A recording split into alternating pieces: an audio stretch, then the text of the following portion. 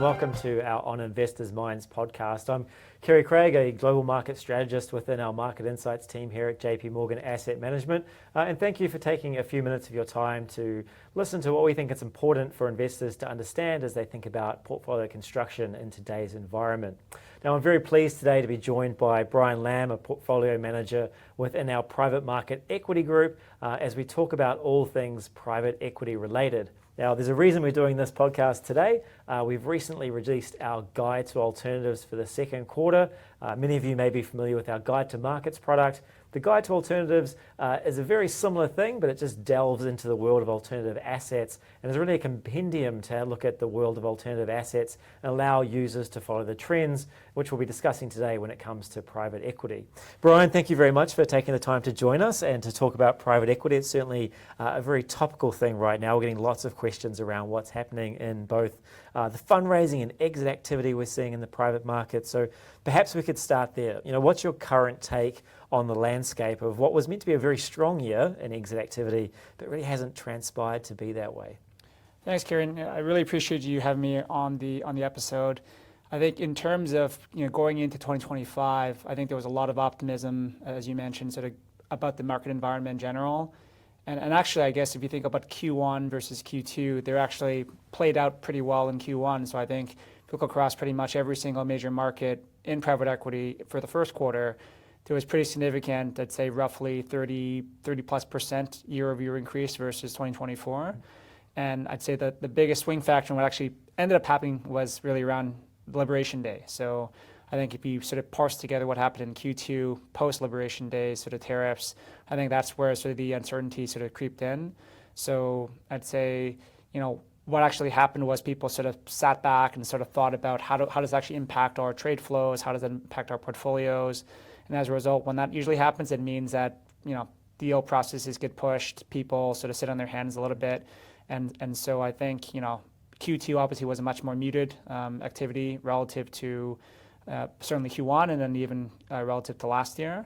I'd say going into the second half of the year, there definitely is uncertainty, but I think people are working through it. And I'd say there's certainly some positive factors that we've seen. So for example, on the exit side, I think activity continues to be slower than it has been in the past, but there have been green shoots in things like IPOs. So I think if you're in the right thematic, we've seen some very successful IPOs placed in the US.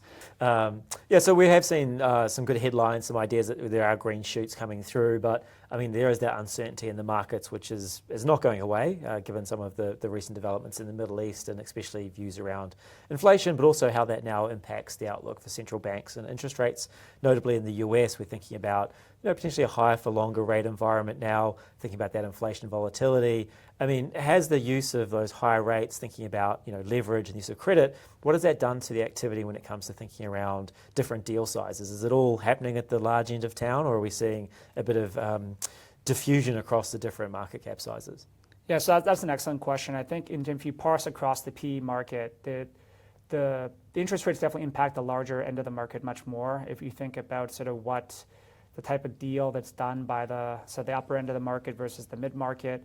On the larger end of the market, there's much more dependence on leverage. So the higher rates obviously impact the ability for, one, people to finance their deals, and second, for people to pay the type of multiples that people are looking for in the market. I think if you step through and think about what's actually happening, what we think is the greatest opportunity in the market, in the mid-market space, one, I'd say that the businesses themselves are quite, less dependent overall on leverage.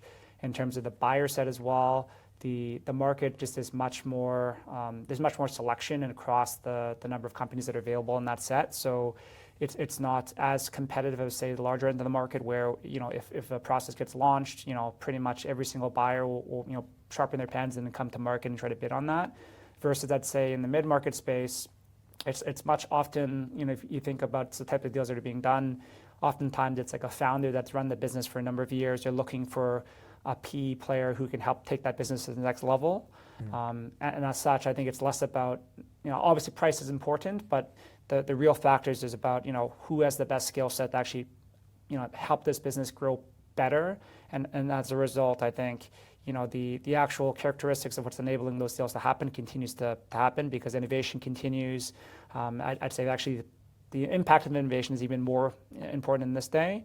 So, firms actually have the abilities to bring digitalization tools and ability to, bring better go-to-market strategies are really resonating with vendors that are selling businesses.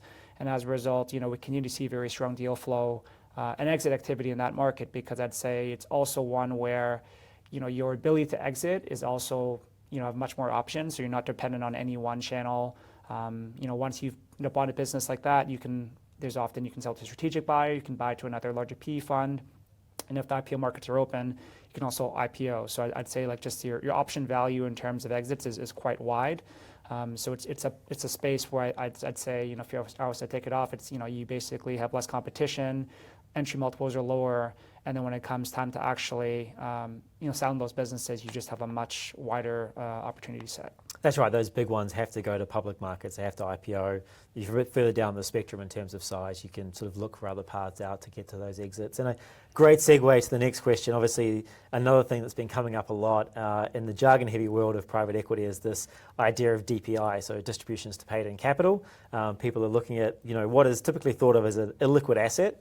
You're putting your money away for a number of years and realizing actually you need liquidity in this asset. There's a lot of investors who are waiting for that money to come back to them to be reinvested, but because those exits have been closed to a certain extent, they haven't seen that come through. And so this has really been an idea around, if we do see a pickup in activity on the exit side, are we hoping to see that change, or is that a feature of the market you think is going to persist for a little bit longer in terms of the challenges around liquidity?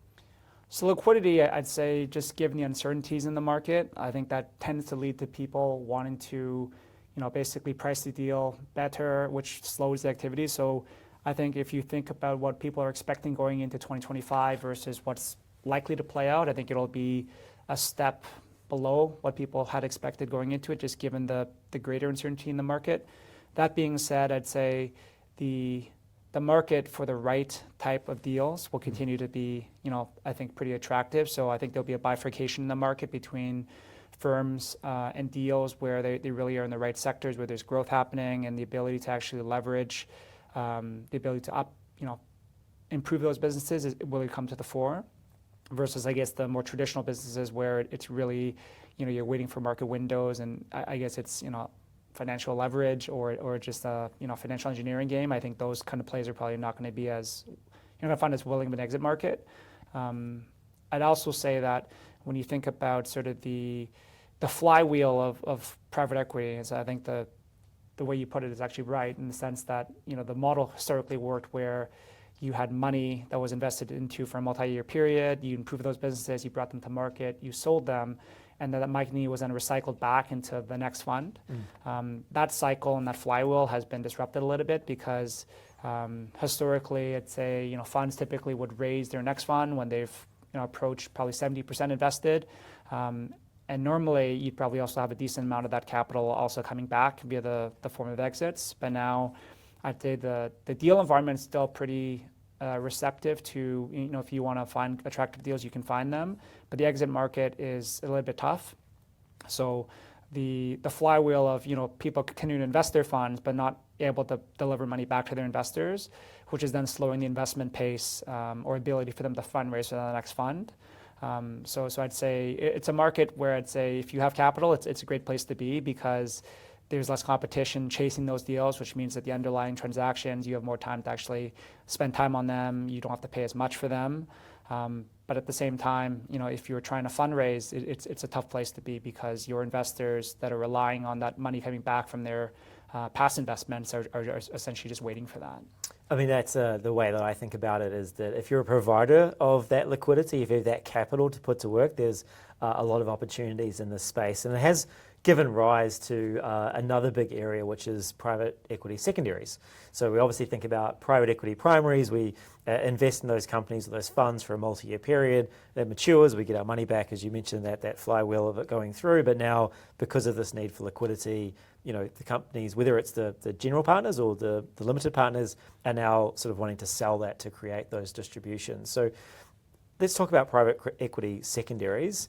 How big is the market? What's the growth there? And what's the opportunity for you as a portfolio manager? So the private equity secondaries market is one that I think is probably one of the most interesting areas in the private equity market today. I'd say just if you step back, the private equity secondaries market is essentially the addressable market is deals are invested into call it 3 to 5 years ago. So if you think about just the growth of private equity period, leaving aside all the liquidity issues today, that market would have already been growing pretty tremendously just by the fact that if you go back 10 years time, the private equity market in, say, the US as an example was roughly about $500 billion a year. Today, it's closer to $1 trillion. So you've already doubled the market in about 10 years' time. But if you layer on the fact that liquidity is tougher now, you're basically adding on the fact that you have a much larger addressable set of deals, as well as the fact that the addressable percentage of those deals has also grown just because the need for liquidity is higher. So I think the backdrop itself, in terms of the size, is already pretty attractive. And then I'd also say, if you think about sort of the capitalization of the secondaries market, it's a very undercapitalized market today. So to give you some stats on this, the market for private equity secondaries total transactions last year was roughly $180 billion US. And then the dry powder to actually support that it's roughly in the same range. So you basically have 1 times dry powder to annual deal activity, which is a very attractive place to be. If you use the comp for the private equity markets, say the private equity funds, for example, that ratio was closer to 3 to 4 to 1. So you essentially have 3 to 4 years of deal activity in terms of dry powder that's sitting there. So, I think it's a really attractive place because one, the opportunity set's increasing, 2, the amount of capital to actually do that in a market where the need is only growing is very attractive. So we're finding a lot of opportunity in the market just given the fact that I think the amount of deals that we're seeing coming across the desk every day is very high quality and very good. And secondly, I think just the fact that we are also primary investors enables us to have an advantage to be able to price those deals because we have informational advantages around understanding those portfolio companies, being able to leverage relationships that we have with the private equity funds who we know very well. And if we want to pick up the phone and ask them for their views on any of the portfolio companies, we can do that. Whereas someone who is not an investor will be relying on basically pricing things on an outside-in basis, which on the secondary space, I think it's a pretty big advantage to have because at the end of the day, I think people talk about discounts, the actual pricing of a position, but we think of it as a bottoms-up pricing because different GPs will mark their portfolio values differently. Some are more conservative, some are more aggressive, but we try to cut through all of that and try to understand what the fundamental value is, which you can only really understand if you understand the portfolio from a bottoms-up basis. So you have the opportunity both in the primary market, you're thinking about the secondary market, you're thinking about, I guess, the more small to mid-cap range where there's more exit opportunities, where there's less competition, as you mentioned, from a lot of the players because there's not so much dry powder there trying to drive down prices. And again, the question I was going to ask you next was how do you think about what constitutes a good deal in the secondaries? But you've kind of already answered that. It's having that network and understanding what the value is if you're looking at it versus the primary market and having that benefit of that insight and that research on that basis relative to someone else who doesn't have that activity on the primary side as well. And so that leads me just to, I guess, the third pillar when we think about private equity. So primary, secondary, and that's co-investments. So again, being a provider of that liquidity, being someone who can step in, again, when there's higher interest rates, less use of debt, greater need for capital, and maybe others are stepping back because they don't want to allocate so much capital to these deals and being able to step in. What are you seeing on the co-investment sides? And perhaps you could maybe quickly say, what co-investment actually is relative to the primary and secondary market. Right. So the co-investment market is one where you directly invest in a deal alongside a GP. So we call it a co-investment because you're supporting a general partner as they're actually investing into an underlying business. So rather than investing in a fund, you're investing in a company. I'd say in terms of the market for co-investments, it's one where because capital is such a valued resource in this market, having the ability to support GPs as they're actually going out and finding deals is, I guess, the opportunities that we've seen in just a very large increase in the amount of deals that are coming from our existing GPs as well as new GPs in the market because, one, I think they actually want capital to diversify across, when they're spreading their bets across their funds. So it allows them to not put all their capital into the one deal and such. I think we're just seeing increased stability from, I'd say the biggest one is people outside our network who are actually reaching out to say, we have this really interesting deal. Could you help us underwrite this and come in? So for us, it's a pretty attractive space because one, you just have a better ability to underwrite the individual deal, which in a market where liquidity at the overall portfolio levels is slower, if you, as I guess I was talking about previously, if you're in the right thematic area where the exit options are open, it reduces the J curve, right? So we're finding the deal quality on the individual deal level to be quite high because people have all raised their bar internally for deals that actually get across the line for their portfolios. So we are able to put another layer on top of that to also diligence the deals ourselves. I think the quality of the deals that we're seeing in our portfolios is very high at this point in time. And then I guess the other factors around liquidity, reducing sort of the exit windows, it also is pretty positive in the sense that I think we're seeing pretty thematic investments in areas that are less cyclical. We talked about trade wars and sort of the impact of tariffs. I think we're able to take all this stuff into our underwriting. So we're finding businesses that are less exposed to some of these areas, or they're just less exposed to policy risk.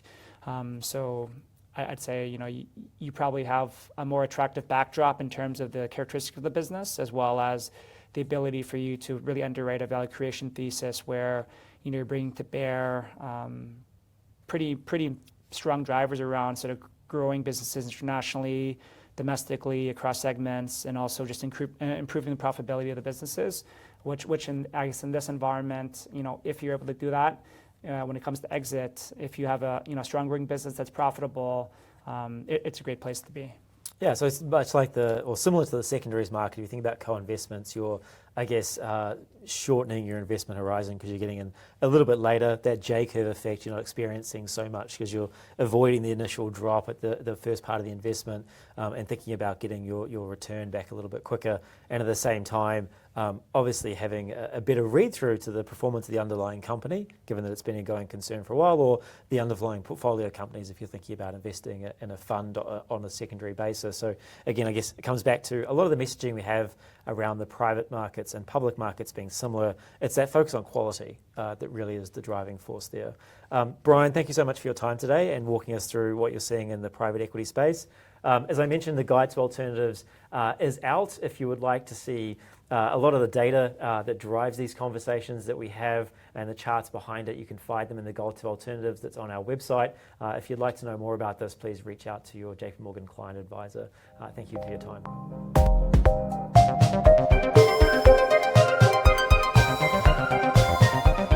This content is a general communication being provided for informational purposes only. It is educational in nature and not designed to be taken as advice or a recommendation for any specific investment product, strategy, plan, feature, or other purpose in any jurisdiction, nor is it a commitment from JP Morgan Asset Management or any of its subsidiaries to participate in any of the transactions mentioned herein.